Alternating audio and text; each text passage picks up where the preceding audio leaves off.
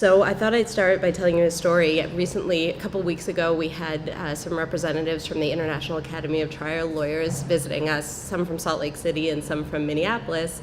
And they were looking at aspects of the work that we do at Peacebuilders, and I will tell you what that is shortly. And when we were going through our program and what we do and what they do and sort of comparing where is it similar, where is it different, we also told them a bit about the Youth Criminal Justice Act. And of all the things we talked about, that was probably the piece that was most interesting to them. You have legislation that says what? So we went into a bit of the history of why we have this great piece of legislation in Canada, which comes from, of course, a terrible place that Canada previously had the highest rate of youth incarceration in the world, which is terrible. We were putting a lot of young people behind bars. Not all young people, predominantly Indigenous and racialized youth, which we continue to do. And in doing so, it was also at the height of a particular phase in the restorative justice movement when these two pieces came together and we said, okay, this is really bad, we have to do something about this, and we have this great piece of legislation that emerged. So we operate under the Youth Criminal Justice Act, and we provide diversion services to young people. We started doing that mostly in the courthouses. So when young people are in front of a judge or in front of a JP, we have extrajudicial measures and extrajudicial sanctions, which allow at different phases of the process for young people to be diverted out of the court system and into community-based programs via probation. So I just want to step back for a minute to tell you a little bit about my particular background and how this is a new field for me. I am not a lawyer. I don't come from the legal world at all. I was previously running Ashoka Canada, which is the Canadian arm of a global organization that works in social innovation and social entrepreneurship. So we looked at what people were doing around the world, and my focus was within Canada to create systemic change and to do so in innovative and entrepreneurial ways. And it's funny because often those are, when you hear those ideas, they're really simple and yet game-changing. I think, I love Salesforce, by the way, but creating a hotline, it's like, that's not new. You know, we've known how to create hotlines forever. But you see the creation of a hotline to vastly improve access to a service that's otherwise only available in certain places, and that's the kind of thing that we would be looking for.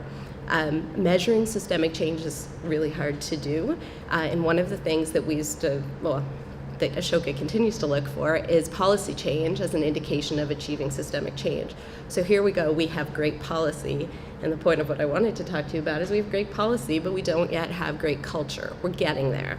So at courts, we work primarily out of 311 Jarvis, the Ontario Court of Justice at 311 Jarvis, and it has a fantastic service model where the judges, the JPs, the Crown, duty counsel, defense counsel, probation, bail services are all within the same building. Youth and family courts are in the same space. Youth matters are seen as intrinsically linked to family matters. We see a huge overlap of child protection cases and youth criminal justice cases. And the entire staff, the judiciary and everybody who's there understands that and is specialized in these models.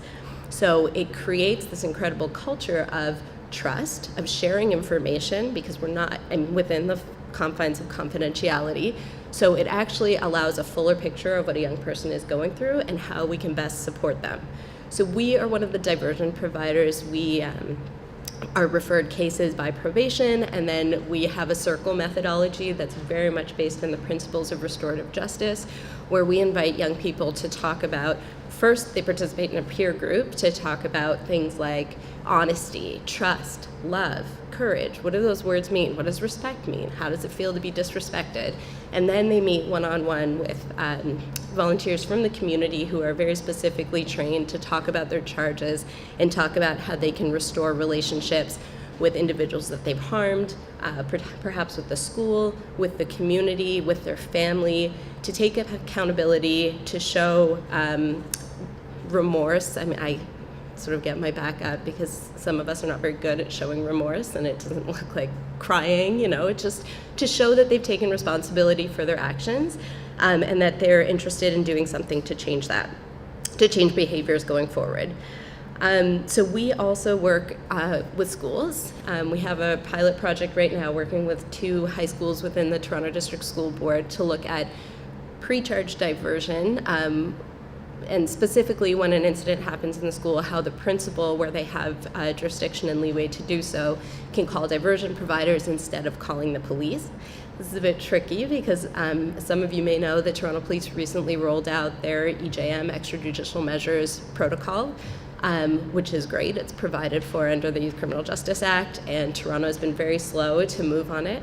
And that's partially because it is a bit controversial. It can be seen as an extension of carding, net widening, where a police officer can choose to charge, issue a warning, or to refer a young person into a diversion program.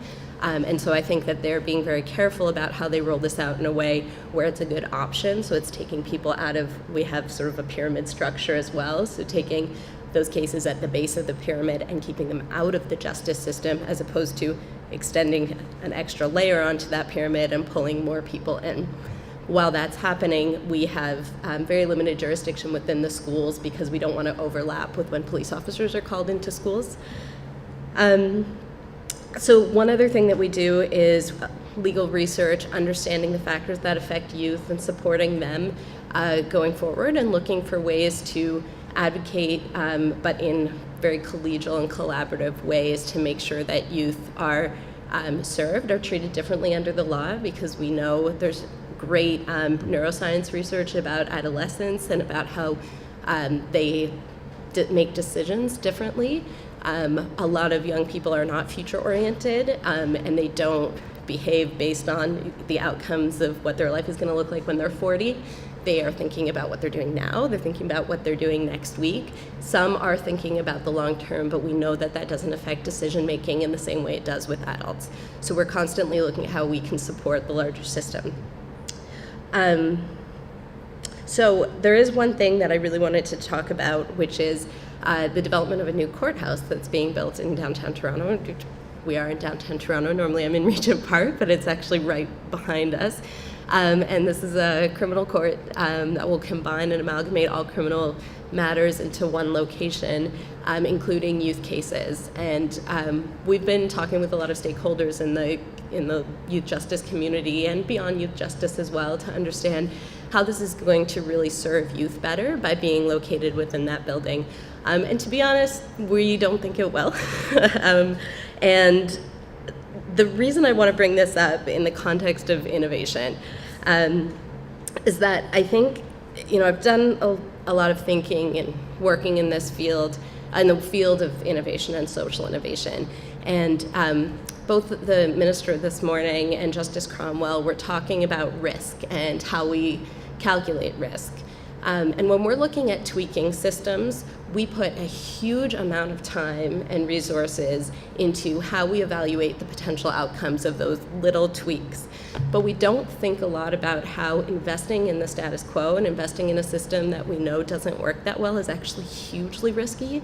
So the risk of not creating a hotline means 5,000 people in 5 weeks have no way of accessing your services. The risk of creating it is that, okay, there are going to be some problems we need to figure out, or it may not work. But so far it seems to be working in your case. And I think in our case, what we're looking at is what are the risks of moving forward with these plans as they're currently laid out. And we actually think it's a step backwards because we have some great service models elsewhere. So I think Ontario has a great opportunity to actually be a leader and to be innovative and to create a plan that's really going to support youth going forward. And I encourage anybody who wants to talk about it to come approach us and reach out to us.